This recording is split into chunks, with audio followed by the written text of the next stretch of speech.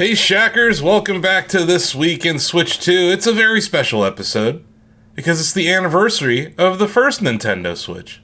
And there would be no Nintendo Switch 2 without the first Nintendo Switch, and there would be no This Week in Switch 2 podcast without the Switch 2, so therefore there would be no This Week in Switch 2 without the original Nintendo Switch. Anyway, I'm your host, Asif. I'm CEO, Editor-in-Chief, EIEIO here at Shacknews. That stands for Extremely Intelligent Extreme Intelligence Officer. At a time of AI, I have created EI to make line go up. And boy howdy, our line's not going up these days in the stock market, so it's good to have a privately held company that you can just make up valuations for like me.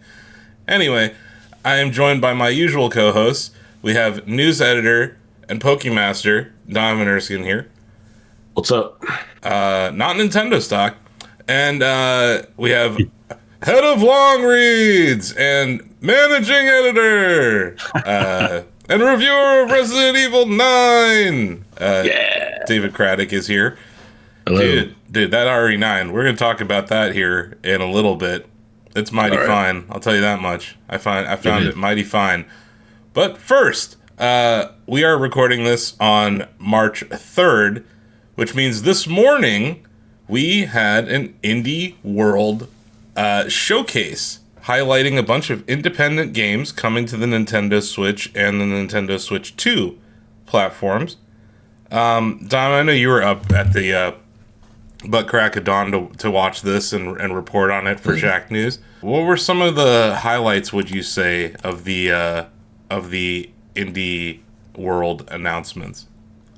To me, the biggest announcement was Mixtape is coming to Switch 2, which we didn't know. But not only that, we got a release date. It comes out on May 7th. That was new. We didn't know when this game was coming out. Once Upon a Time was supposed to come out last year. They pushed it to just a tentative 2026.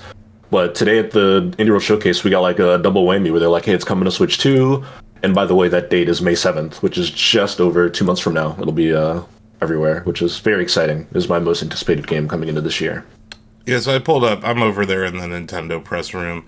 Another game, I believe it shadow dropped today for the Nintendo Switch 2, Donovan, is Blueprints, which extremely successful indie game that came out last year. First-person puzzle game that I've seen it called a Metroidvania. That's funny. Yeah. This one surprised me because when it popped up, I even said in our Slack, I would have guessed this game was already on Switch. Yeah, so when it popped up, I was like, oh, is this DLC? And they're like, it's coming to Switch. I was like, oh. Yeah. It wasn't on Switch, but that's good. It hadn't been. It's on Switch 2. And it does feature mouse support. So you know that little, like, the pipe dream part of it? Dom, you're too young to know what I'm even talking about. Dave, do you remember Pipe Dream? Of course. You know, it's a classic Windows game, I believe. Wasn't that like Windows 3.1 era? It was. And then they recreated it for the BioShock hacking game, which is where a lot of people might know it from now. Yeah, honestly, it's shown up as in several hacking games, but BioShock probably the most famous. Yeah. But yeah, the map, the way that you lay down the rooms in Blueprints reminds me of Pipe Dream in a lot of ways. It is a roguelite. It's like a roguelike puzzle game, first-person perspective, but it also has this interesting narrative in it. I find the game incredibly frustrating. I've actually never beaten it. I got very close, and then I was like, you know what? I got other things to do in my life, so I moved on from that game. But I do think this is pretty big news, just from hey, this game is also on Nintendo Switch. It is the kind of perfect handheld game. You know, like the same level of frustration people would get with a game like Celeste, where, you know, you get stuck on a room and you're like, fuck this game. You throw your Switch down on the couch and you come back 10 minutes later because you're addicted to the game. Blueprints is kind of that kind of game. So I would say that that's a pretty big game to show up on there. Good for Raw Fury. They've had a lot of success with that game, and we love the stuff they do over there as a publisher. I believe they got nominated for Best Publisher of 2025 here at the Shacknews Awards, largely because of the success of Blueprints. A couple other games announced and coming to Switch 2. Actually, another one shadow dropped today from the studio that made Don't Starve, Rotwood. Shadow dropped today. as a Switch 2 console exclusive. So that's pretty neat. You can play co-op or solo in this. Is it? It's a side-scrolling co-op game. It's a brawler, so it's different than Don't Starve, obviously. But yeah, Rotwood, sorry, from Clay Entertainment, also shadow dropped today. Blighted from Drinkbox Studios, action RPG from the Guacamelee and Nobody Saves the World devs. That's coming out that's coming on Nintendo Switch this fall. I know this game is beloved by Kid Ellis over there on the Kit and Krista podcast. Mini Shoot Adventures is coming to Nintendo Switch 2 and Nintendo Switch today. So a lot of games that are out right now, Donovan, announced during this indie world, which is cool. It's becoming a trend, the whole shadow drop thing. Almost all of the big showcases now try to do at least one, whether it be indie or double A, triple A, whatever. And Nintendo's done a bunch of them with their indie stuff. Yep. Just going through the list. Dead Zone Rogue has a release date for Nintendo Switch 2 is coming out March 17th and has a pre-order available today. Another, this is an indie darling, one that I believe TJ Denzer previewed it during Steam Next Fest. Dench Attack. That's the Jet Set Radio meets Tony Hawk, but you're a train video game. I think that's the best way to describe it. It looks cool. And yeah, there's a demo out today for it, and it got a release date. Nintendo Switch 2. I think it's on all platforms, June 17th. So looking forward to that as like kind of our skater game player here. I have intentionally not been playing the demos for this game, just kind of like maybe in the hopes that I'm the one who gets to review it someday, but we'll see. Right. I reviewed Skate Story last year, Dom, and I reviewed Tony Hawk's Pro Skater 3+4 remake. I feel like I'm kind of the skate person on staff. It's a good niche to have. Yeah, and ever since I think I was like 15 or 14, I had my growth spurt and I snapped my skateboard in half while ollieing. It kind of, I kind of became a skater video gamer and moved away from being a skater. But also, like, in the early days, David, we had TNC, over there on the NES. We had Skate or Die. Skate or Die. That's what I was thinking of. And Skate or Die 2. And these are, I don't know, Donovan, if you've ever even played Skate or Die. No. We also had Bart versus the Space Mutants, which had a skateboard in it. So basically, any game with a skateboard when I was a kid, I was playing or renting. Didn't California Games 1 or 2 have a skateboarding event? Yeah. I think. God, that game frustrating. Like so many cool ideas. Like that's a game that they should remake. They should try to make a new California Games now, because like cool. It was like it was like when mini games weren't really a thing, and like they tried to make this like collection of games you would play in California. So it was like a frisbee thing. There's a skateboarding thing. I think there's a really wonky surf game. Hacky Sack. Hacky Sack was the best one by far. But yeah, like it. So that game, like any skate game, historically, I have played, and skate adjacent things. So obviously, Skate Story was my game of the year last year. Gave that a 10 out of 10. But yeah, Dench Attack got announced, and then Donovan mixtape.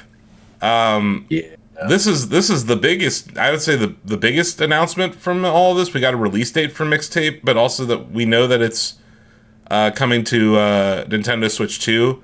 It's featuring music from Devo and the Smashing Pumpkins, if you're into that sort of thing.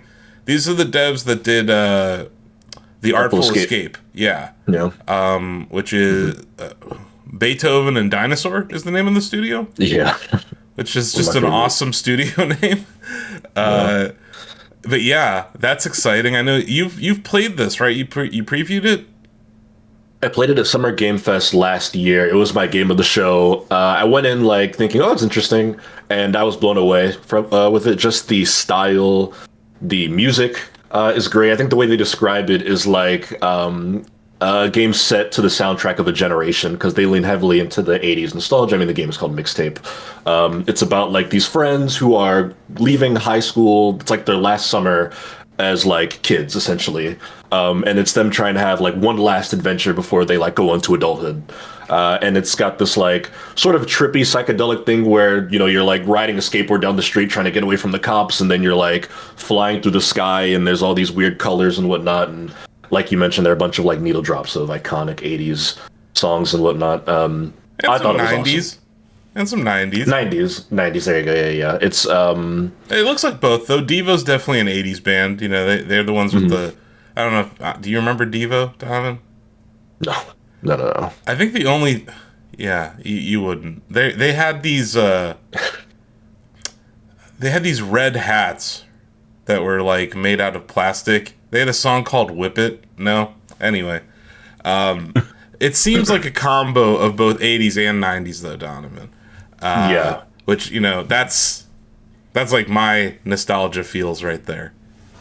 It's speaking to that, and Ozzy liked it a lot as well. In his preview, he compared it to like a John Hughes film, which I would agree. Once agree again, like talk about like coming of age stories in the '80s, Yeah. David. Like that's Yeah, you yeah. know, Fast Times at Ridgemont High and The Breakfast Club and 16 Candles and all that stuff. I'm into this time, and that sounds really cool. So that's great news. Could be very exciting game. Great that it's simultaneous release, right? This wasn't like it's coming to everything else May 7th, and then Switch in the future when we get around to it. It'll be a day and date thing. This May. Switch 2 specifically. Switch 2. Yeah. Yeah. And then we got an announcement from Dream Motion Incorporated. My Little Puppy is coming to Nintendo Switch digitally in May 29th, with a physical edition coming out in June. So this is on Nintendo Switch. It's about a doggy in heaven. Catches a whiff of his human dad in the afterlife, and they try to reunite. I mean, that just sounds adorable. That sounds hard to play. Yeah. That might be hard to play. Yeah, I don't know. I think that sounds lovely. But I watched the devs talk about it a little bit. Like, they had their dog with them during the presentation. So it was sweet to see that. Yeah. We love pets here at Shack News with our Shack Pets app, which we'll get to a special Pomeranian video game announcement a little bit later here. Moonlighter 2, The Endless Vault from Digital Sun and 11-Bit Studios got announced. That's coming to Nintendo Switch 2 this year. Widow from Tiny Monk's Tales and Daedalic Entertainment is coming to Nintendo Switch 2 this summer. And it has Joy-Con 2 mouse support. A few of these games have mouse support, which I think is interesting to see. Heave Ho 2 from Le Cartel Studio and Devolver Digital is coming out this summer on Nintendo Switch and Nintendo Switch 2. The nice thing about these indie games, not all of them are technologically demanding, so they can release on Switch 1 and then just also ship on Switch 2. Maybe in some cases they run better on Switch 2. Maybe they run exactly the same, but when you're an indie studio and you spent the last 5 years or however long and a lot of money, relative to your studio, getting it out on as many devices as possible or with the largest addressable market makes a lot of sense. So I think that's the best thing about this eShop continuity, is that you can have a game that people buy on the Switch, and then when they get the Switch 2, they can keep playing it. Or, people on Switch 2, like us, we've largely migrated over to the Switch 2. We can buy this game. even though it's, Yeah. I think that's a cool thing about eShop continuity this generation, that it would have created problems in the past, like especially Wii U games that had to come out again on the Switch. You think about like Shovel Knight, which I don't think any of us had problems. I didn't have a problem double dipping. I know Donovan, you mentioned you bought it as one of your launch titles last episode, because you didn't have a Wii U. I did not know. Like That was like Shovel like Knight. my freshman year in high school. I did not touch that entire generation. Yeah. The Shovel Knight was one of the best Wii U games, David. Like by far. Oh yeah. And it was it was that moment where I think Nintendo really started being like, oh, indie games are a thing we can make money off of. Yeah. They were even focused on they were even featured on Nintendo Directs. Like it was that big of a deal. Yeah. And the Wii U was, it didn't have a whole lot of third-party support. So No. getting indie games like that, like Little Inferno, it really did help kind of fill in the libraries for a lot of people there. But yeah, we got the Midnight Walk from the makers of Lost in Random and Faye. That's launching on March 26th. So even if we didn't get shadow drops for a lot of these, that's on Nintendo Switch too. We got like release dates, release windows for a lot of these games. There's one, I don't know if it's in the press release, it was a blink and you'll miss it announcement, but Grave Seasons, which is the upcoming horror / cozy sim that's being published by Blumhouse. Yeah. Or, which is the horror studio behind like the Insidious movies and the Black Phone and whatnot. They're getting into games. I played that at Summer Game Fest. That game is fucking crazy because they do not shy away from the horror. They show you like blood and violence in that pixel art style, but you're also like just a farmer in a town that's like also like an escaped like criminal or whatever. But they announced that's coming to Switch, which we didn't know, and it's coming out this summer. Yep. That's from the developer Perfect Garbage. Yeah, they had they do those like fast, quick hit trailer kind of things at the end. So they announced Outbound's coming out on Switch and Switch 2 April 23rd. Unrailed 2 Back on Track comes out in May. Tome 2 is coming to Switch in summer. Rattle-On is coming to Switch 2 on July 16th. And Inconveni, one store, many stories from Nagai Industries and Beep Japan. That's coming out April 30th. That's the game where you run a late night convenience store in Japan. I think that's a series of games at this point. It's become that popular. That comes out April 30th. So yeah, that's all the games that were announced at the Indie World Showcase here in North America. My understanding is that there were 10 more minutes of announcements during the Japanese version of the Indie Showcase. Or probably just different games that are being published over there. This is like, there are regional, like there's a Japan region and a rest of world region in the Nintendo Switch 2 world now.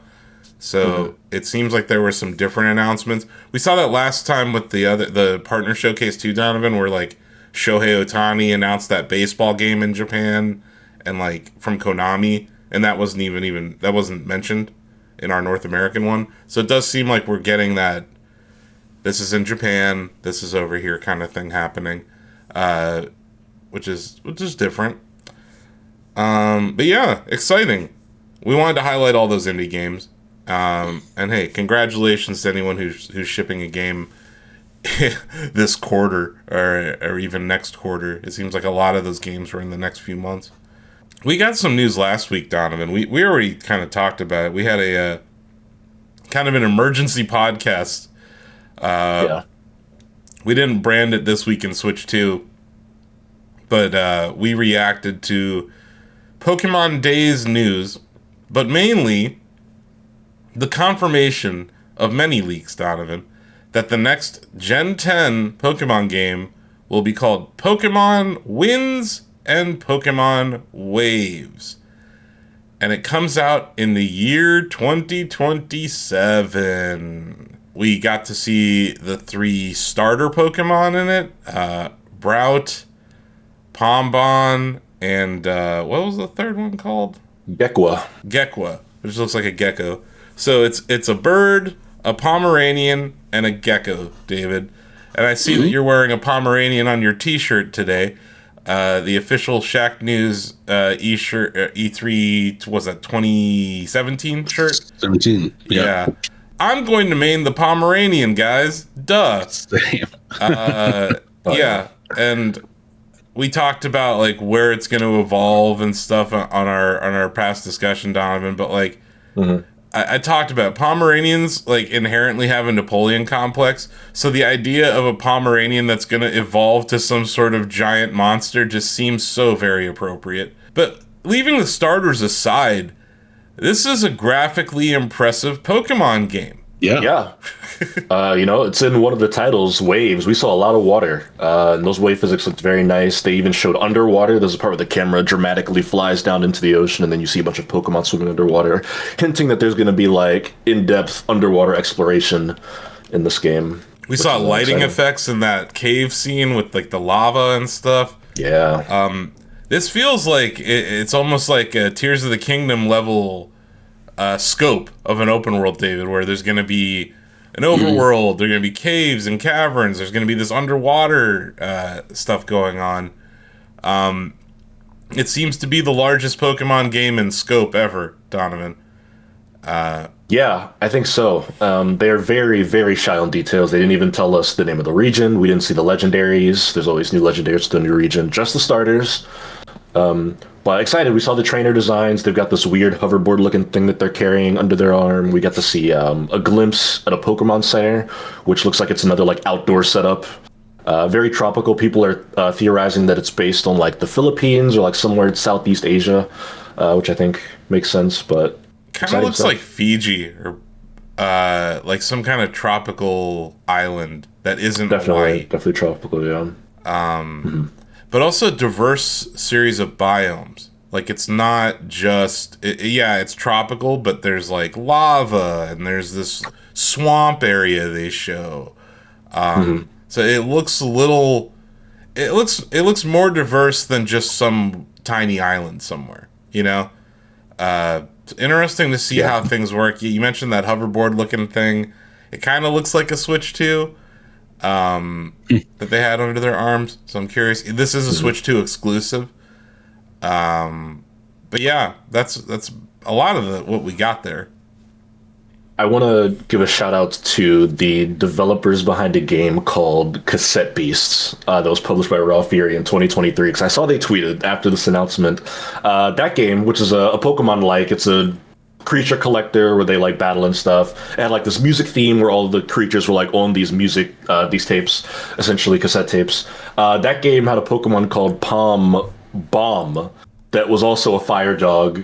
Very different visual design, but after this announcement, they just tweeted the GIF of James Dokes from Dexter, where he's like squinting, looking through the windshield, doing like the I'm watching you sort of thing. And that game was also on Switch. I am not accusing Pokemon of copying them. I mean, they have 1,000 creatures. You can only combine so many animal types and elements. But would give some love to them because I reviewed that game for Shacknews, and it was very good. You know, I saw this, man, you know how I know people are excited for this game, Donovan? Instead of complaining about frame rates of windmills and character designs, it's just memes and theory crafting. Like, oh yeah, the whole weekend, man. I saw this one guy, he's like, I spent 7 hours analyzing the starters' art. And he's like, he has a theory for the evolutions of these Pokemon, Donovan. I don't know if you saw this video. I think I might have dropped it in our evening reading Slack channel. He thinks that Brout, the bird, is going to be a sumo, inspired by like sumo wrestling. He thinks that if you look at the top of Pombon's head, it's like the top of like a calligraphy pen. Huh. So he thinks that that's going to be like the artsy one, and then the third one. This was the one where I was like, that's kind of a stretch. He was like, if you look at the eyes, it's a geisha.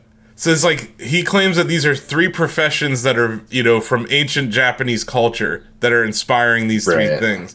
So he's like, that was his theory. He's like, Brout's gonna be the swole one of the three, was what his conclusion was.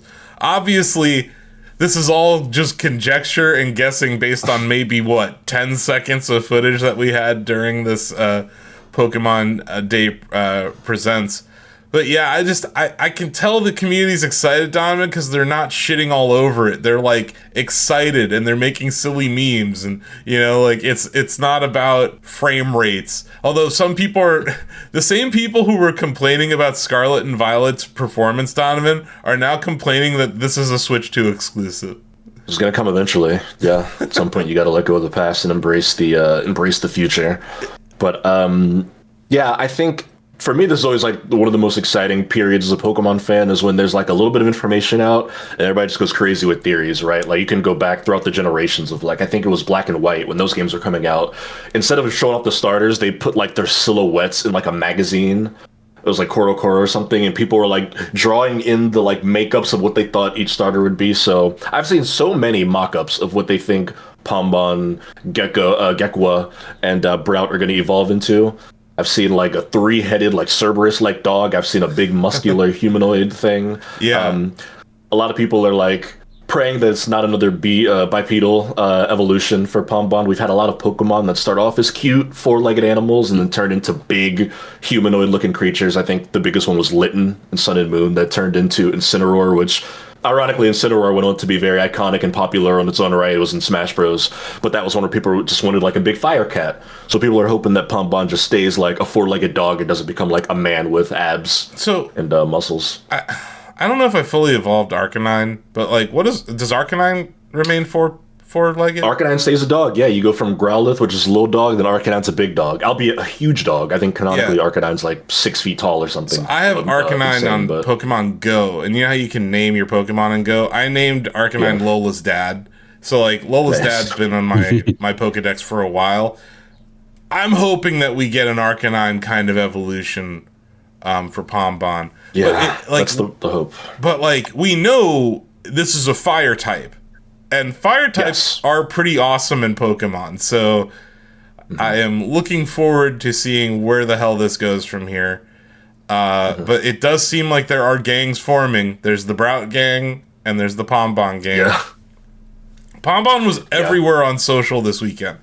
There were so many memes, so many Pomeranian owners flipping out over this. It's just adorable to see that. So many people were like, when the announcement happened, like a lot of people were doing reaction videos. They like ran and got their dog and held it up to the screen, like, look, it's you.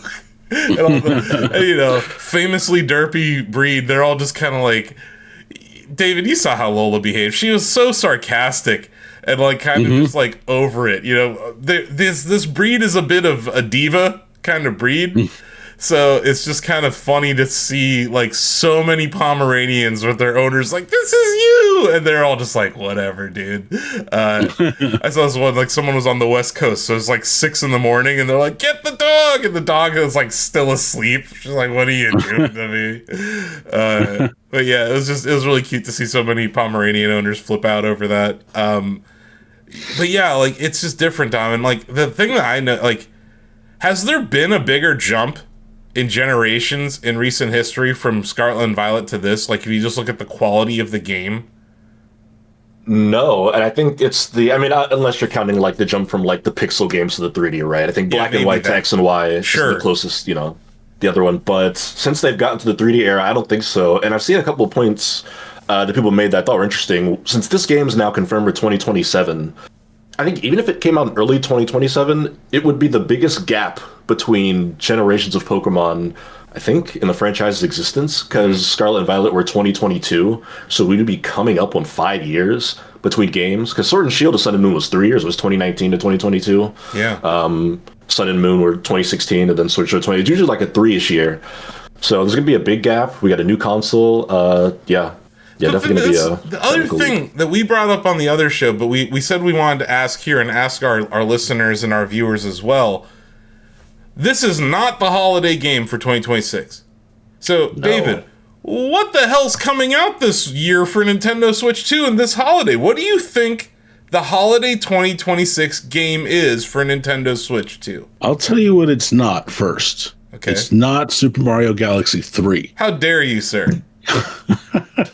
No, I'm not really sure. I was surprised that this was announced for 2027, and I think they're holding back the biggest piece of news. What I want to know is this turn-based or real time? Yeah. I think it would be pretty bold to let you choose either, because it's primarily a single-player game. Unless you're battling with a friend, then the two would conflict. But I think it would be cool to choose your battle system in this. But as far as what the 2026 holiday game will be, I'm not really sure. I have no idea.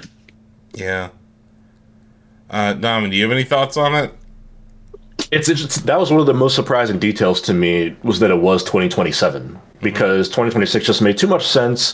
The years line up. It's the 30th anniversary. It's a new generation. Like you mentioned, they don't have a big fall game announced yet. It just made all the sense in the world that this game would have come out in October or November. And maybe that was originally the plan internally, right? And it got like pushed or something. So yeah, that void is just there. But maybe, you know. Maybe what we're seeing is the Pokemon Company is taking the criticism of Scarlet and Violet and being like, you know what? What if we did give ourselves more time to make a better game? The trailer, it's the best looking Pokemon game I've ever seen. So, like, for me, it's like, just let them cook. Like, I'm okay with that.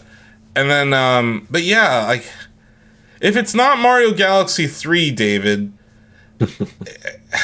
like, the thing that the cloud over all gaming this fall, if you're not Take-Two, is Grand Theft Auto 6. Yeah. So in my head, it's like, what possible game could Nintendo release that they're not afraid to put right next to GTA 6? Right? I don't think they're afraid to put anything next to GTA 6. There will always be that base that, like, Nintendo knows that people are going to buy their game. They could schedule a game for the same day as GTA 6 without blinking. Yeah.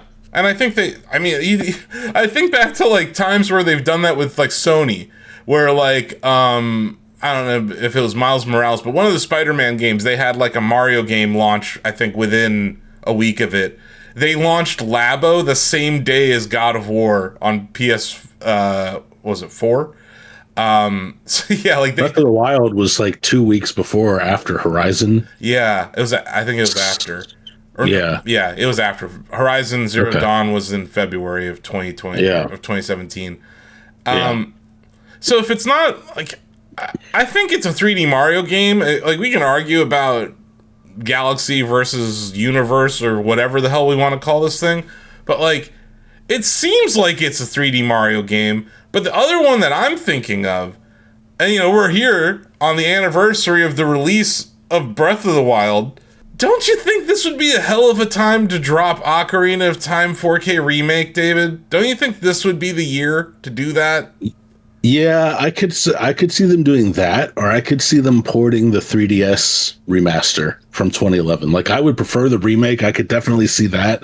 Like, hey, by the way, since this is a Zelda anniversary year. But to Donovan's point, sometimes they do things a year off. Like, 2016 was the 30th anniversary of Zelda, and they announced the Breath of the Wild title that year, but we didn't get the game until the next year. Yeah. So, yeah, I think an Ocarina of Time, a Zelda something will come out this year, and I could see it being in the fall slot. I think that's the franchise, though. But at the same time, it's like, Mario movie is, we're less than a month away from the Mario movie release. Right. So what are we going to get from Mario? It's just interesting. People watching, comment, or, listening. Let us know what you think Nintendo has cooking for this fall, because right now, no one knows.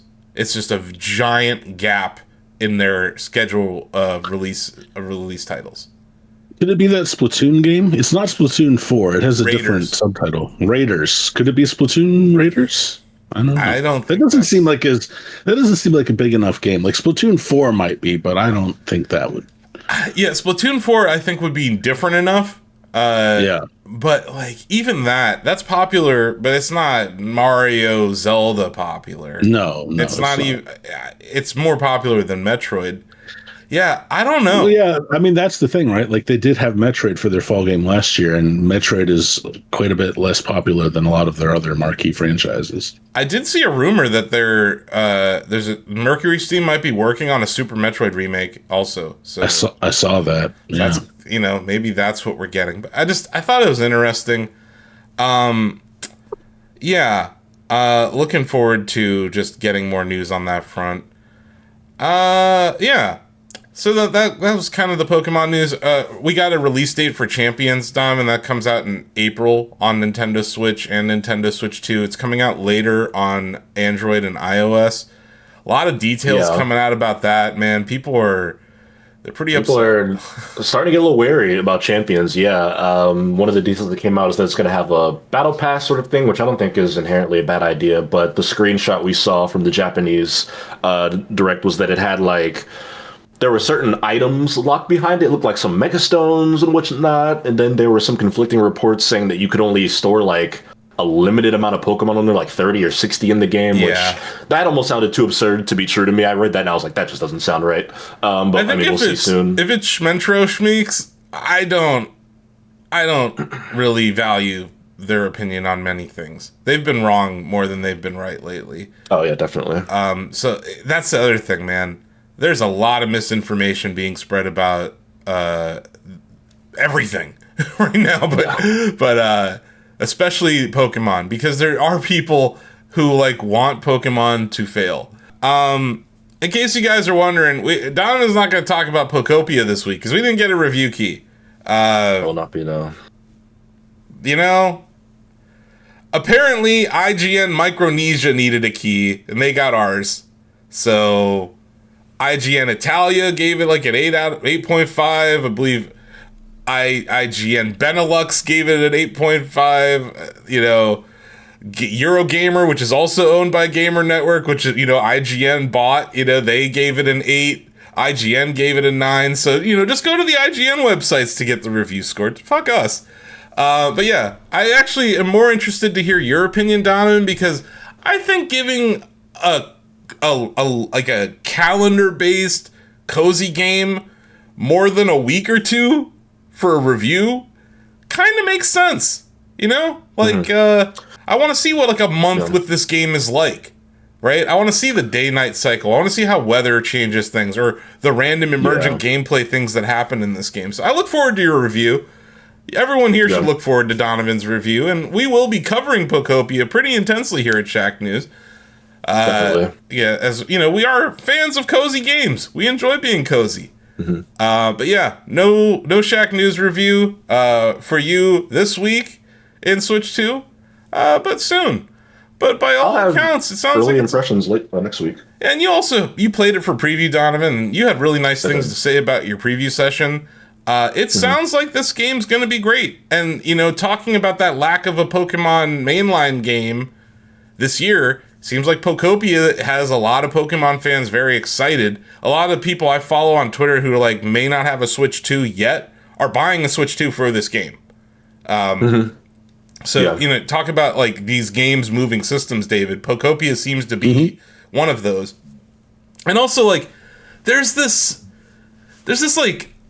it's not the exact same, but there's this correlation between Nintendo Switch 1 in the year 2020 as the lockdown hit and Animal Crossing came to save us, and now it's we're entering war.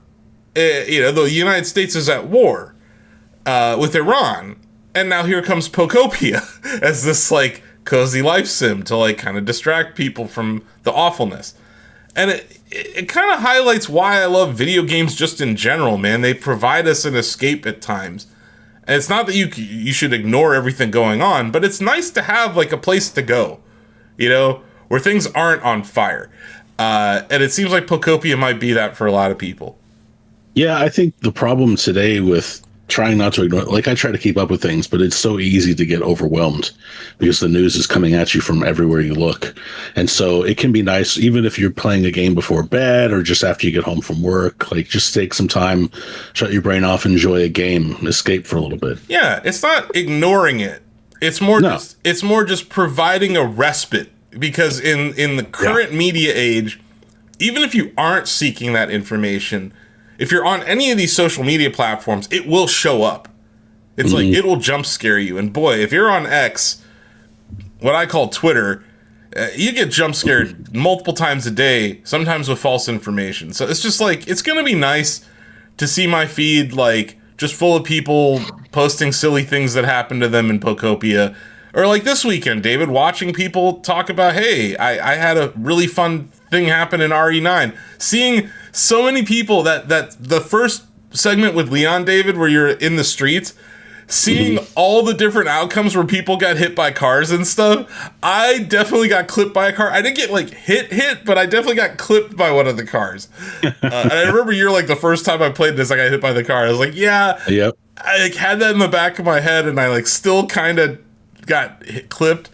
Yeah, just talk about memes, like the memes that we're seeing out of RE9 right now with like Ice-T's playing it. Ice-T's playing it, but like Grace with the Requiem versus Leon with the Requiem, Grace's inventory versus Leon's inventory, the memes about the drawers every time, like Capcom, every time they see you open a drawer that has nothing in it.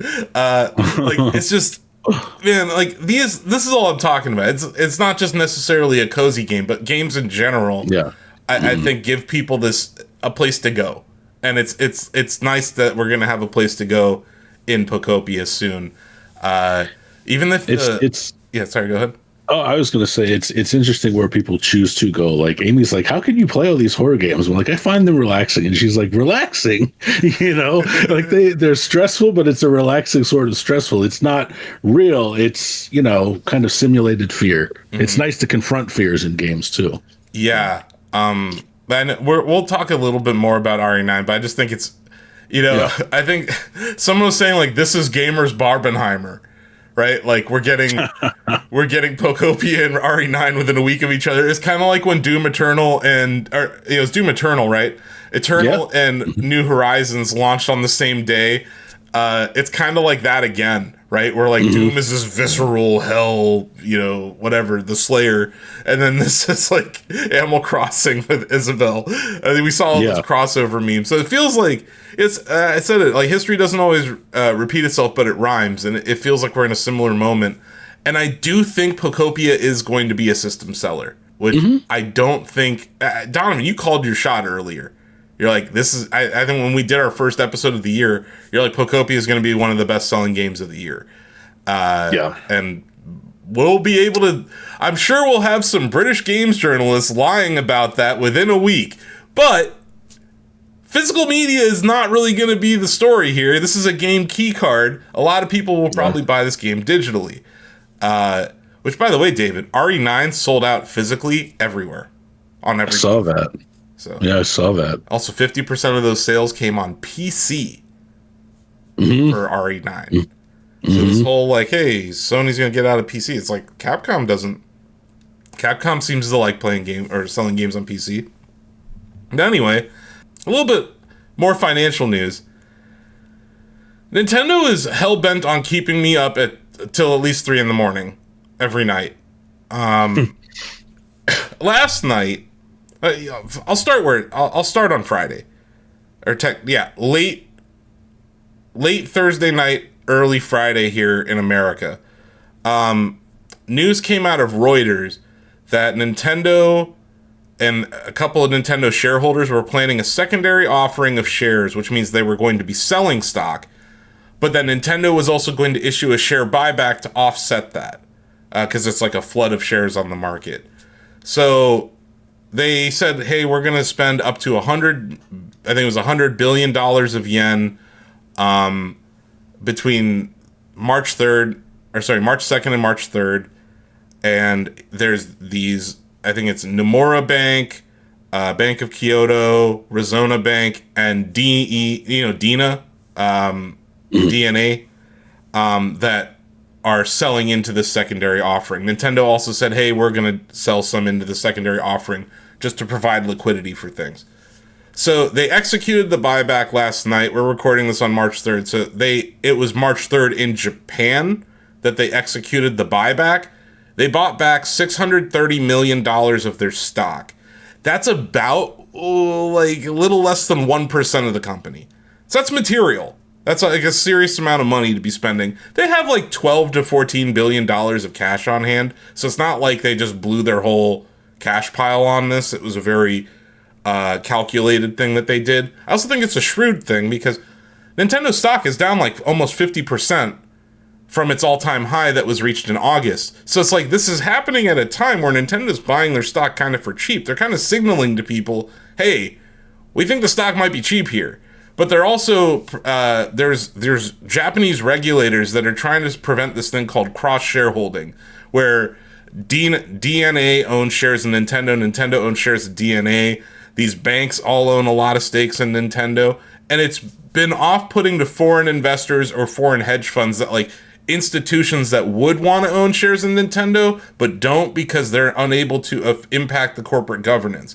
So this is like a concerted effort on the part of the government of Japan to make the entire Japanese stock market more shareholder friendly. So you're seeing the same thing happening at Toyota. They did this with $17 billion worth of Toyota stock. You know, Toyota's one of the largest companies in Japan. I think other entities in Japan are doing the same thing. So this is not like these companies don't want to own Nintendo. It's that they're being instructed to divest some of their stakes to make it more appealing to foreign shareholders. I thought that was interesting. It's just interesting color on what's happening here. But also it's like the timing of all this is very weird. The buyback was announced on Friday. The buyback was executed on Tuesday. But the secondary offering, this offering of more shares, is not going to take place till next week. So last night's buyback offset some of that secondary offering. They bought back, it was somewhere around 11 million shares. And the syndicate, those four companies I was talking about, sold about 10.9 million shares into that buyback. So like Nintendo offset about a third of this secondary offering. And as a result, they have decreased the amount of shares that they expect to have sold next week into the market. Is this the bottom for the stock? Probably not. This thing goes down every fucking day. And I keep buying it because I actually think it's a very interesting risk reward at this point. You know, we've talked about like the success of the Nintendo Switch 2 as a hardware device, how many units it's sold, how it's setting records, right? How Mario Kart World's attach rate is insane, despite it being an $80 game. But yeah, it's today the stock's down here in America. We'll see how Japan responds to this. I think it's a good thing that Nintendo at least offset some of the impact of this. I think from the part of the syndicate, talk about a shitty time to sell. You could have sold it like almost 100% higher than where it is right now. So they got like some of these shareholders got to be a bit frustrated that they're doing it now as opposed to earlier this year. But Nintendo themselves have to be happy that they're doing this now as opposed to like at the peak of the stock, you know? Like so many buybacks happen at poor valuations. Nintendo has been historically very shrewd about this.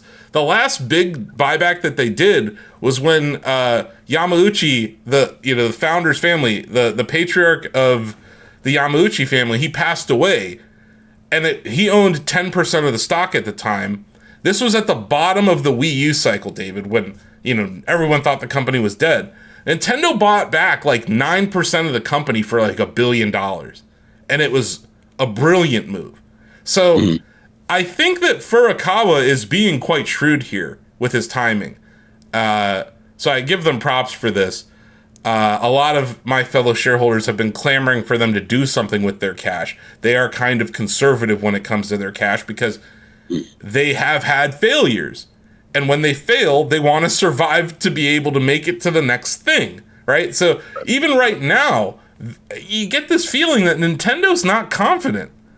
Like they think that the Switch 2 needs to have a good second year, needs to have a good third year for them to get to that point where software becomes the story as opposed to hardware, right? And I think that's the interesting thing about like the bear case, the people who think Nintendo's going down still, is that everyone's very focused on the hardware margins, but as you get to 19 million install base, 20 million install base, the shift goes towards software. And the margins on software are way higher than the margins on hardware. so they can make up some of that profit margin on games. And I think that's we're in an interesting moment in the cycle for Switch 2. But yeah, Nintendo spending $630 million on their own stock is a smart move down here. I normally don't like buybacks. I don't really care for dividends, because I'd rather they invest in revenue generating, profit driving things. But if the stock's tanking and you can take advantage of this when those earnings do show up, this is just basic math. Earnings per share is determined by taking the net income of a company and dividing it by all the shares outstanding. So if you decrease the amount of shares outstanding, all things being equal, your earnings stay the same, your net income stays the same, that denominator decreases, earnings per share go up. So it's a way to financially engineer growth. Boy, howdy, does Tim Cook do that every fucking year at Apple. So Apple's wasted like $500 billion doing this over the past 10 years, which is just insane to think about, that they've spent that much on just buybacks and dividends. We're talking $600 million for Nintendo here. So yeah, interesting news. No one else in our games media industry is covering this story, so I'm going to be the guy to cover this whole thing. I can actually understand the press releases. I'm willing to sift through them. And let me tell you, the minutia in these press releases is daunting. So like, I get it, but I'm kind of shocked by how little discussion is going on about this. But man, when it comes to just shitting on Nintendo's momentum and like I saw someone was like, the physical sales of RE9 on the Switch 2 in the UK, David, was only 2.4%. Like, that's the data point that we're gonna focus on? Like, that's the one? And it's like, you know the worst data point there? It was only 6% on Xbox. Okay. It's like, yeah, I get it. But it's just I'm censoring myself. I'm being good here. I'm not gonna call out any individuals, but man, do I want to. But I won't. So yeah, dude, that's your buyback. Interesting. Stay tuned next week. When the secondary offering is completed, I will also report that, because I am financially literate. How about that? And I wait for the actual source to say something. What a crazy idea. Is like, wait for facts to come out and then report the facts. In 2026, you madman. I know, it's an insane idea. Speaking of being a madman, you guys, I am racing in F-Zero 99 at an elite level. Like, I am so fucking good at F-Zero 99 right now. This Meteor Spark event fucking rules. It wasn't just about sweet jumps, you guys. Different tracks have different powers unlocked by the Meteor Sparks. So, like, some of them are like, you turn invisible and, like, you don't get hurt if you pick up enough sparks. That's fucking cool. Like, if you bump into the wall, it doesn't hurt you. That's really fucking cool. That's like a brand new game mechanic that was never in this game. Ever. And then there's like another one where you collect sparks and it gives you like a super skyway with like extra boosts on it. So like you have this like shorter window of boosts where there's like a shit ton of boosts on the skyway. And then it like drops down to just the regular boosts on the skyway. And then you drop back down onto the racetrack. I was like, what the fuck? Each different track in this event, like there's like 4 or 5 special powers that are unlocked by the meteors. That is so fucking cool. Like, this is the best special event F-Zero 99 has ever had. In like 2.5 years. And that's super exciting. And by the way, I've won twice more since last episode. Racing at an elite level right now, guys. Like, and you saw that last one, David. Like, I was trailing the whole race. And then it was that second to last turn, I got ahead of the guy. And that one before it, I had no energy left on Mute City 3. So yeah, I've won on Mute City 3. I think it was Big Blue 2. Yeah, Big Blue 2. I had my first win on Big Blue 2, which is from the Ace League, which was those Satellaview tracks. So I fucking love this game. I'm back. Yeah. And it has broken the spell of Ball Pit. Hallelujah. I am free of the Ball Pit. Not really. I still play it a little bit because it's a different vibe, right? Like talking about like chilling out at the end of the day versus like an intense game. Like I play F-Zero 99 daily. Like, that's like how I get sweaty in games now. Like that's like I'm going to be ultra competitive. I want to win. I want to be the best in the world. But yeah, that game, holy crap, is it great. They didn't even announce this event. It's kind of what I like about it. It just happens, and people discover it, and that word of mouth brings people back. It really did. Like F-Zero Tour is like, wait a second, there's a what? Who? Huh? Yeah. And then you start seeing clips, you're like, wait a second, I'm getting back in here. So it got me back in a big way, playing it every day. They changed how the unlocks work now, so it's all tied to the lucky ranks as opposed to like it used to be like collect a certain amount of whatever and you will unlock the next track in this. It's like a battle pass, like a race pass kind of thing. Now it's like if you grind and you get your lucky ranks for the day, and you can do I think up to 5 per day now, you unlock the next thing. So it's like it's I think it's a lot easier to unlock stuff, so it's a bit more rewarding than the past setups that they had done. And also it's not necessarily just tied to the Grand Prix like the Frozen World Tour was. They've added some modes where it's like 7 races. Like I like that I can just play F-Zero 99 mode, jump in for a race, and then be on with my day if I have to. Like I can just kind of fit it in my life. That game's awesome. And then just shout out to the musicians on the OST. Not every event, but many events, they do a special song for their Grand Prix. They did like a remix of the Grand Prix song for the Meteor event, and it's awesome.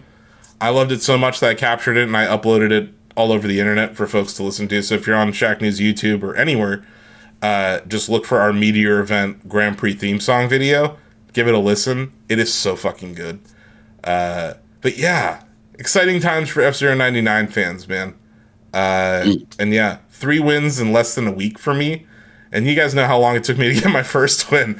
But we talked about it, David. Like, there was a mental thing going on there. That last lap when you're about to win, it's intense, man. Like, especially when you're out in front. When you're out in front, those drone vehicles, like the flashing red ones and the other ones, they appear based on where you are. So they're like designed to fuck with you. So it's like when you're out in front, there's a different vibe. But like you saw that last race, like I was in 3rd for most of the race, 2nd for most of the race, and then I took that one opportunity, and I've gotten really good at just using my my S curves and weaving. It's called the snake method, like weaving through those enemies at the end of a race. Yeah, very exciting times to be an F-Zero 99 fan. But it's also, I want to get back to Resident Evil 9, because I also did play that game this weekend, David. This game runs so goddamn well on Nintendo Switch 2. Holy shit. Yeah. I bought it for Switch 2, because I'm like, I'm going to play this on the couch. I took a lot of screenshots while playing, because I was just like, God damn, this is a Switch 2 game. Digital Foundry broke it down. In a lot of ways, this thing runs better than the Xbox Series S version of the game. But it is a marvel of the technology in the Nintendo Switch 2. A lot of people shit on Nintendo technology. They're like, oh, it's not the best technology most of the time when it comes to their hardware. And in the case of Switch 2, that's also true. It's not the highest end processor. But what they're doing from a software standpoint with DLSS technology is stunning. Like, they're taking a 540p source image and they're making it look 1080p and having it run at 60 frames per second. I did see, Digital Foundry, they have amazing measurement tools for this stuff. They did point out in, like, some of the areas where there's, like, a lot of fire on the level, David, like, it does drop. Yeah. It's not locked at 60, and that is because, like, they Capcom didn't cap the frame rate. So it is... especially in handheld, it has a variable frame rate.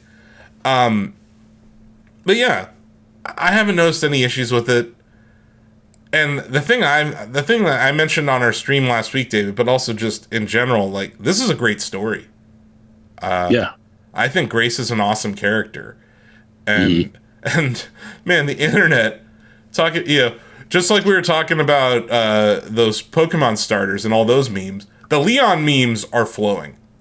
This is, it's just an epic time to be a fan of Resident Evil, and also just Capcom in general, man. They're kind of firing on all cylinders right now over there at Capcom.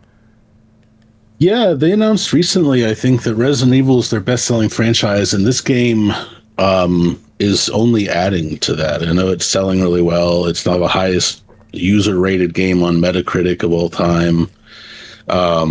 People are really digging Requiem. I've been talking to Donovan about it. He's in the middle of a playthrough as well. How are you liking it, Donovan? I think this game's awesome. I'm loving it. It's shaping up to be my favorite outside of RE2 Remake, which I think is still my number one in the series. The last one I actually rolled credits on, although I'm going to roll credits on this one within the next day or so. It's dope. And David, I saw a tweet. I wish I could find it the other day. Somebody was like, it's curious that RE9 has a lot of new monsters that like follow the player like dinosaurs or whatever, that like inhabit like the behavior of dinosaurs. They're like, I was like, that's pretty interesting, Capcom. It's like, are you testing some stuff over there? Some kind of crisis? Yeah. Dinosaurs? Yeah. Because there was the one, I thought this when I was playing it, the girl that you meet very early, she was in the demo I played too, where she's almost like a T-Rex, like raptor kind of thing. Raptor. Just, like stalking. Yeah. Yeah, no, I'm looking forward to hearing more about your playthrough, Asif. I love weekly updates because I've been asking TJ too. Like, I just love this game. I'm curious how everyone is doing in it, how they're liking it. I'm in the middle of my third playthrough, and I'm kind of taking my time with it because last week I was just like hustling, trying to get Greg video for it we could have that for our embargo. But now I'm kind of just chilling, taking my time, soaking in all the details. I want to just let you know that the people of YouTube have been thanking you in your guide videos. They've been like, thanks, bro. Nice. Sneaking by the chef. The chef, the chef does kind of remind me of a dinosaur now that you mentioned it, Donovan. Like, there's stuff like that. That the first time you see Leon and he's walking back to his car is such a great hero shot, David. I was just like, I was watching, like, I saw it on stream with you, but I was like watching on my 80-inch television, and I was just like, I just started clapping. I was like, yeah, it's the guy, It is the guy. There's something about Leon, man. There's something about that guy people love. He's a special character. I've thought about that a lot. He is a really special character. I think part of it is because even back in the day, he was involved in the two most popular Resident Evil games, 2 and 4. You kind of contrast him with Chris, where Chris, like, the first Resident Evil was good. 2 was great, though, and Chris wasn't in that. And then you had Resident Evil 5, well, Code Veronica, which people were kind of divided on even in its day. And then you had Resident Evil 5, which people were divided on. And so I just think Chris, it might be a matter of, like, him not representing Resident Evil as well in his games. I mean, Leon and Chris actually met in Resident Evil 6, but nobody really liked Resident Evil 6. So, I just think Leon is kind of the poster boy for Resident Evil, and maybe the poster girl is Jill, but she hasn't been in many games either. So, no. There's a meme from SpongeBob. It was when they were putting on the show at the Krusty Krab, and it was like they were behind the curtains, and every time Squidward would like stick an arm out to go on stage, people would like boo, and then as soon as SpongeBob would do it, they'd cheer, and they'd go back and forth and be like boo, cheer, and that's like the Ari fans with Chris and Leon to me, where every time Chris shows up, people are like, why are you here again? And then Leon, they're like, oh, Leon, you're back. Even looking at the our own clips, because Greg did an interview with Leon's voice actor, and I see people in the chat are like, wow, Leon ASMR, I didn't know I needed this, thank you. And it's just him like, he grunts for like 1 second because he's talking about doing the sound effects, and people are just clinging to it. That is a magnetic character. But also in that interview, he talks about how he's like kind of a method voice actor. So like, there's a lot of moments in RE where you like die, right, or you're like choked to death. And he said during the VO recording for RE2 Remake, David, he choked himself and actually passed out in the voice booth. Yeah, I heard that. I think as far as characters go, I've kind of done a 180 on this, where I don't like Code Veronica, but now that there are more rumors toward that being the next remake, I'm hyped for it because Claire is my favorite character. I was talking with Donovan about this. I believe Claire is your favorite as well, Donovan. Yeah, I love Claire and RE too. Yeah, like I just think like she's a 19-year-old college kid thrust into this. She had the skills to survive, kind of like Grace, like not prepared for this sort of shit at all, but she survives, and she also puts herself at risk to help other people, namely a kid. So there's a lot of parallels between Claire and Grace that I really like there too. It's pretty fucked up Also, that Grace's boss sent her to this whole hotel to begin with. Like, what the fuck is wrong with her boss? I saw a tweet, somebody was like, imagine your boss telling you it's time to face your past. But, like, you have to face the death. You have to go to the site of your mother's murder. Yeah. You were there. She was murdered in front of you. You have to go there. You have to face that. Imagine your boss telling you to do that. Asif's going to be like, all right, who had the most traumatic event? It's time for you to face your past. Do it for Shacknews. Seriously, can you imagine? I'm like, hey, I've done research on all of your past traumas, and I found that yours is the most compelling to monetize. So here we are. You're going to go to Bennigan's, and I don't know where the hell it is, and like you're going to eat the fucking death by chocolate. You know, like it's like, what? The premise is so fucked up. I feel bad for Grace, and you feel bad for Grace. Like Grace she is that character that's having a god awful day. She's having the worst day Dude, ever. her voice actor, Angela Santalbano, she is phenomenal in this game. Yes. Isn't she? Yes. Like she's my pick for voice actor of the year. I can't remember the exact name of our award, but best voice actor. Best voice actor. She's a shoo-in for me. Like she's fantastic at everything she does, and also like when you finish the game, you unlock some behind the scenes footage so you can see them doing the mocap.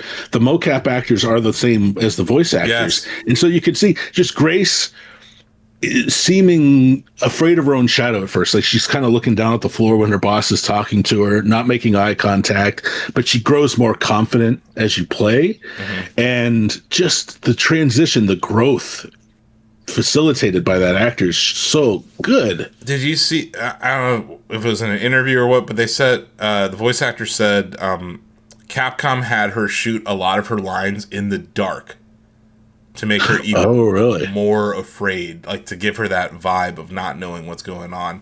I thought that was interesting because it comes through. Like her voice, there's like a trembling to her voice at times where you're like, God, this is like, it enhances the experience so much. It's such an excellent video game. So it's just, it's wild to me, the like day and date shipping on Nintendo Switch 2. And that it's of this quality, like in a handheld. Like, that's just cool. Like, we talked about it a few weeks ago. Like, Nintendo Switch 2, it's not the most powerful thing, but it's, like, right where it needs to be for this moment. Yeah. Mm-hmm. You know? Like, it's not going to be the best. It's not going to have ray tracing in every game or whatever, but, like, it's really good enough in a lot of ways. And I think I think that this game really highlights that. And also, you've talked about, David, this whole generation of the Switch 2 has been a moment where engines really, it comes down to engines. RE Engine is really well optimized. And these devs have figured it out, man. Like, they have figured out how to get games running well on the Nintendo Switch 2. And I think we're going to get Monster Hunter Wilds on the Switch 2 this year. I think that's going to happen. I'm kind of indifferent to Monster Hunter, although I think it would be cool to get it on Switch 2, just because the engine's so well optimized. I think it would be a good time. But I'm actually surprised they chose to release 7 and 8 along with 9, just because Ethan's story is completely separate from everyone's. Like, Chris gets involved and, you know, the booze ring out, but Leon's story continues from 2, 4, 6.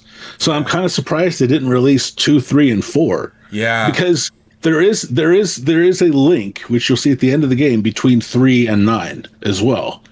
So I'm kind of surprised they didn't choose to bring those over first. I think they'll get it eventually, but I'm surprised they didn't appear first. I think it's because 2 had a cloud version, so that they already kind of did something on the original Switch with it. But you're right. Yeah, I didn't buy 7 or 8 on the Switch 2. I have no interest in that. But if 2, 3, and 4 come out on Switch 2, I'm buying all of those. And they could do another one of these, like the 3-packs that they did with this one. Yep. I think they're going to do it, David. I think they were just like, hey, 7, 8, and 9 are on. They're probably there's probably a different fork of this engine that they're on. Like I don't know. That is an interesting thing. Donovan, are you playing first person or third person? I've done a good, healthy mix. For the most part, I've done first-person Grace, third-person Leon as Capcom intended, but I have done a little bit of switching around. Early on in Grace's segments, I did a lot of third-person because I was scared, and I had to kind of like lock in. I was like, no, I need to like authentic experience. So I've mostly done first-person for her, and then Leon has to be third-person. Just feels right. Although I did play for a few minutes in first just to see what it'd be like. So as him, but I'm mixing it around. Something I noticed because I'm only playing third-person, dude. I'm a scaredy cat. I don't. Grace's whole mission, her missions are terrifying in either perspective. Yeah. What I noticed is during some of the cutscenes, it doesn't matter. You're going to see it from first person perspective. That early on, when the flashback to Grace's mother's death, when the hotelier gets killed or whatever, that's in first person. Regardless of if you're in third or first, in Grace's point of view, it shows it to you in first person. So I don't think you lose the cinematic moments if you play in third person for Grace. It's just that scene where you're running through the hallway with her mom is more immersive, I guess. It is, and I also feel like I get where Donovan's coming from. I actually played through completely in third person just because A, that's how I like to play Resident Evil games, but also B, right away I was just entranced by Grace's actor, and I want to see her reactions to everything. Oh my gosh. Reacts, one of the best cases to play in third person is the way she runs. When she starts running, she's like the arms flailing, and she does this thing where she'll like, at least earlier when I was playing in third person, she'll fall. She'll like you fall and you like use your arms to like keep going. She did that while I was sprinting, running from something. I was like, holy shit, this is terrifying. And I was like, get up, get up, get up. Yeah, they got some crazy animations in there. Amazing character animations, and just adds to the storytelling of the game. It's great. I can't stress just how wonderful this game is. But yeah, we'll be back with more RE9 talk next week. Donovan will probably wrap up the game. I may have progressed a little bit, and then who knows? Who knows how many more F-Zero 99 wins I'll have between now and then. But we gotta get to the last big story of this week in Switch 2, which is this week in Switch 1. March 3rd, 2017. The Nintendo Switch is released. And alongside it is a little game called The Legend of Zelda Breath of the Wild. This is Donovan's favorite Zelda game. Sure. This was a huge moment in gaming. At the time, not everyone felt that way. You can go find a Stuff That Sucks video with Greg and I debating if this would succeed or not, and I called him an idiot repeatedly. I was right. He was wrong. Yeah, you were right. Yeah. Boy, howdy, was I right. But yeah, Breath of the Wild, man. I played it last night, and I was getting some gameplay footage. We're gonna make like a video montage or something to celebrate the anniversary of Breath of the Wild on the Switch 2. I hadn't actually played, the Switch 1. I hadn't actually played Breath of the Wild on Switch 2 yet, David. God damn, 4K, 60 FPS. Yep. Oh my god, it plays so much nicer. I went to Hyrule Castle, and I have Rivali's Gale, and I have all my stamina wheel filled up. I did not get to the Sanctum the way I did the first time I beat the game. I just Leroy Jenkins my way up there. I was just I used Rivali's Gale. I was climbing up stuff. Like every time, you know how there's those different rooms, the different gatehouses that you have to go to, and there's a Lionel in there or whatever. Each time I would just climb up the wall and jump out again. I was like, I'm good. I got to the Calamity Ganon. I got to that moment. One of my favorite moments in the Zelda franchise, where all those divine beasts shoot at the at Hyrule Castle. Because I wanted to get some footage for Greg of that. But yeah, something about that game, man, that's just magical.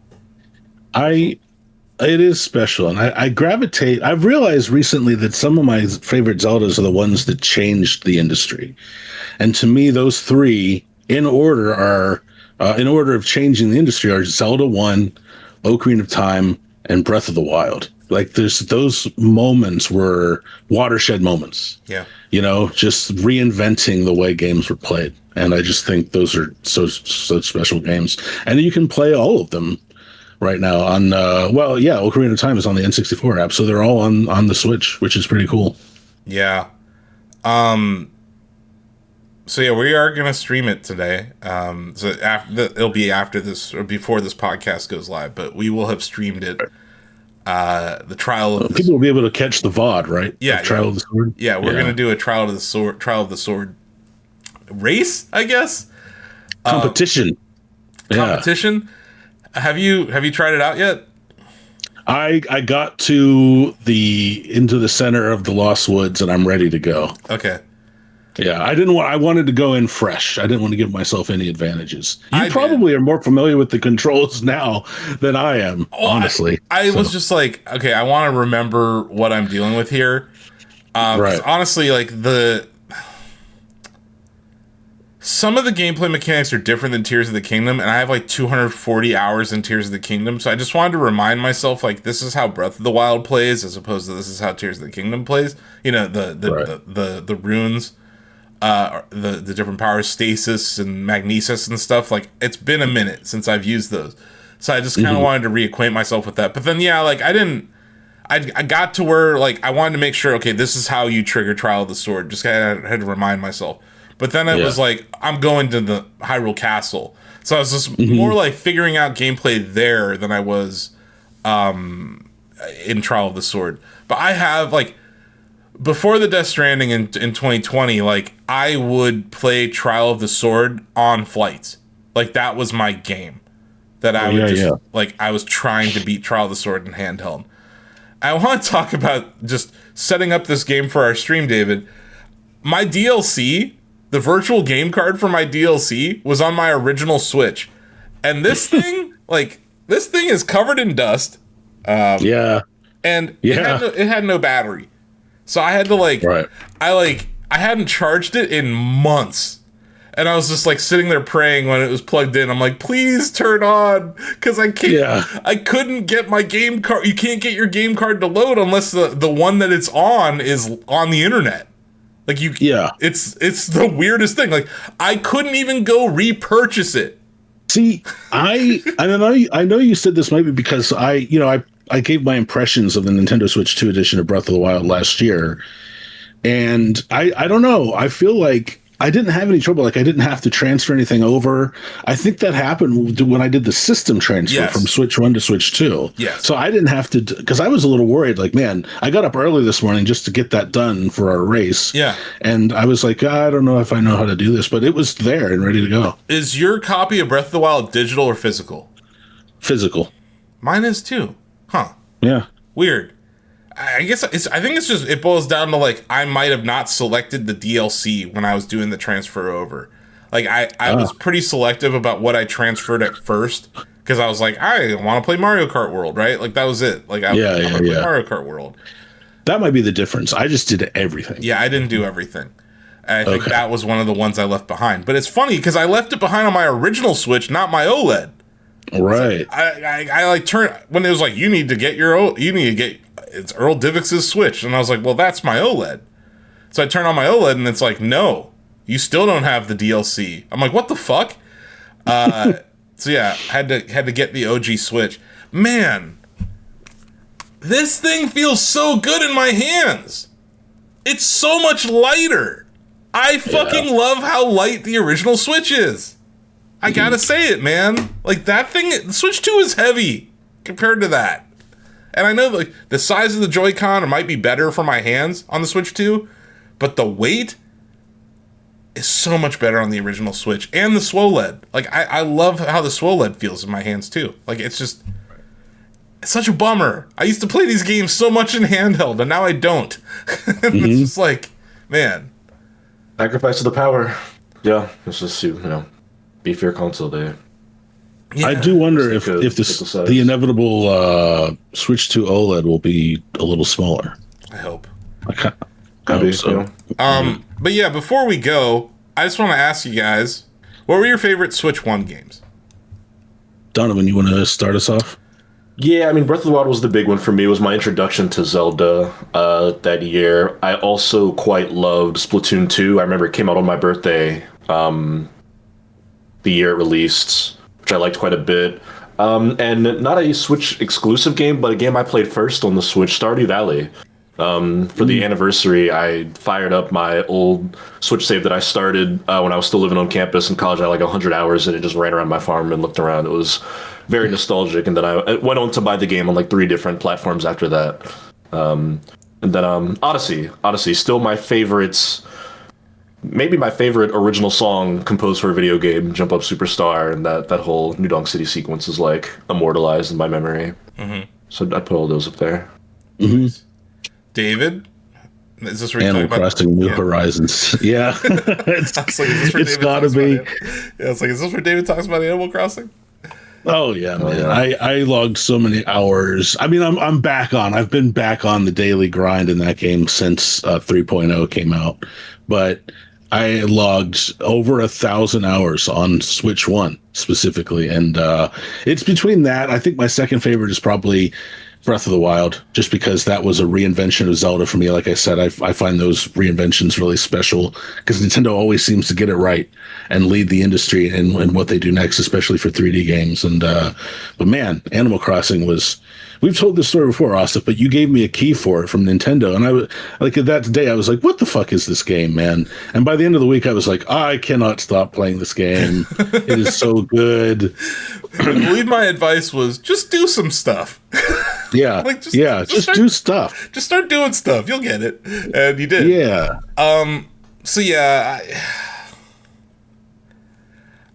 I probably have more hours played on my Nintendo Switch than I do any system, maybe since like N64 or GameCube.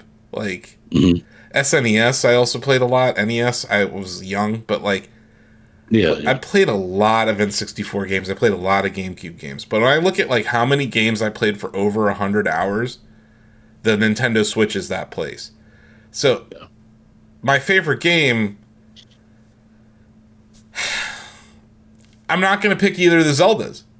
Because, like, I love both of them. And I feel like they kind of cancel each other out. Like, I can't pick. I think Tears of the Kingdom is the better game. Just objectively better. Because it's newer, more polished. I think the story's better. And I like those gameplay mechanics a lot. And I also like the design of the world. I like the Sky Islands and I like the depths. But I think they build on each other. You don't get Tears of the Kingdom without Breath of the Wild. So I'm like, you know what? Cancel those out. I love Super Mario Maker 2. Like, fucking love that game. Spent hundreds of hours. I love the creativity of that game. I love how I get to express myself in that game. I love how I get to challenge people in that game. I love watching people try to speedrun my levels. I fucking love Super Mario Maker 2.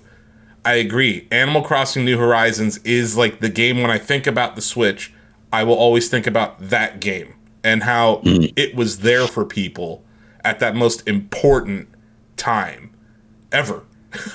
Like, really, It was there for people. It actually provided psychological relief for people at a time where we were all panicking.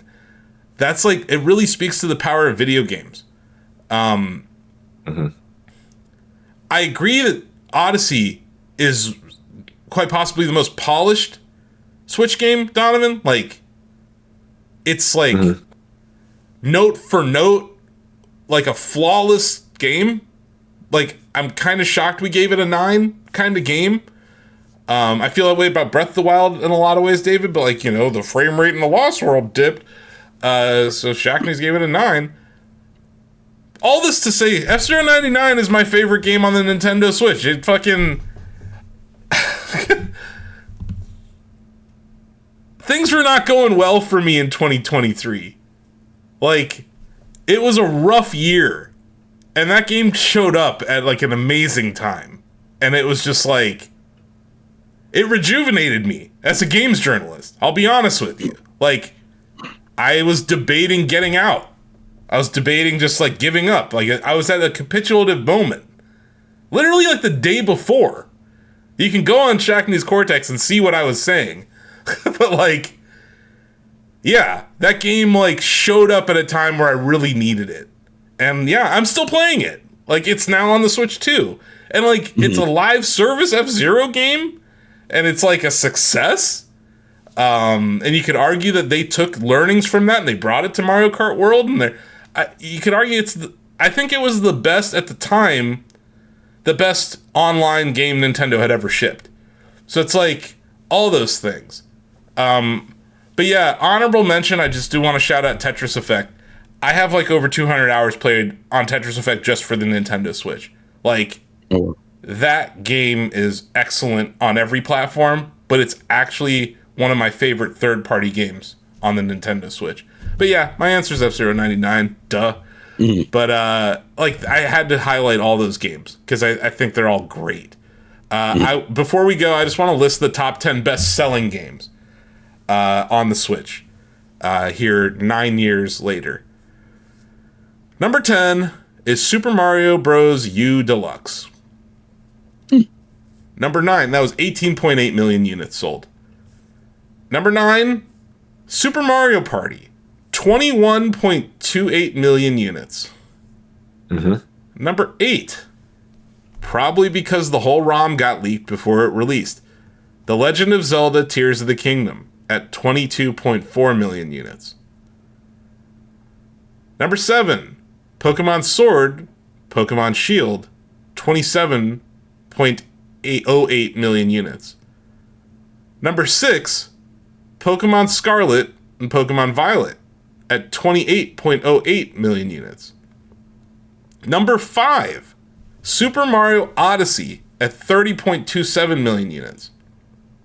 Number 4, The Legend of Zelda Breath of the Wild at 33.64 million units.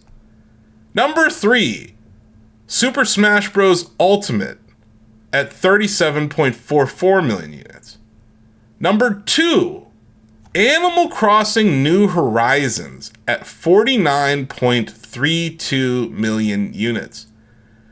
And number 1, the best-selling game on the Nintendo Switch is a port of a Wii U game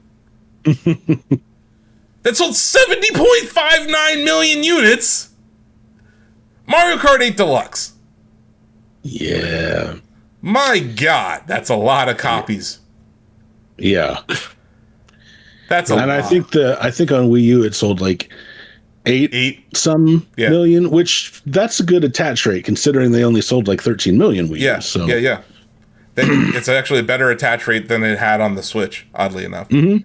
But yeah, what an amazing generation. Right. And it's important, just like for additional context before we go, like, Nintendo had its back up against the wall here before the Switch launched. Like, things were not going well. They had 3 consecutive years of financial losses for the first time in like 40 years at the time. It was their like, the Wii U was one of their worst performing launches ever. And the 3DS fumbled also. People will remember, like, the 3DS struggled at launch.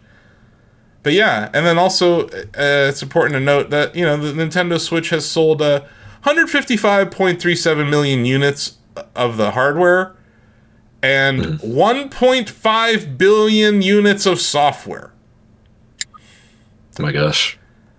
Yeah. Pretty impressive, man. So yeah, hell of a run by the Nintendo Switch. It's still going. True. It's actually outselling. I think Famitsu had some data for January hardware sales in Japan. It was the second best-selling console in Japan in January of 2026. And I've said it before, I don't think they're going to do it now because of the hardware issues that we have with supply chain.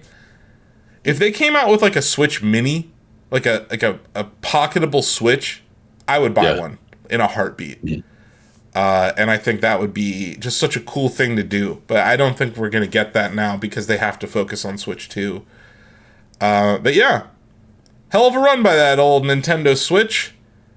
And yeah, it is the legacy of Satoru Iwata. This mission of converging their handheld and their console into one unit that was his vision. And it's like, it continues on.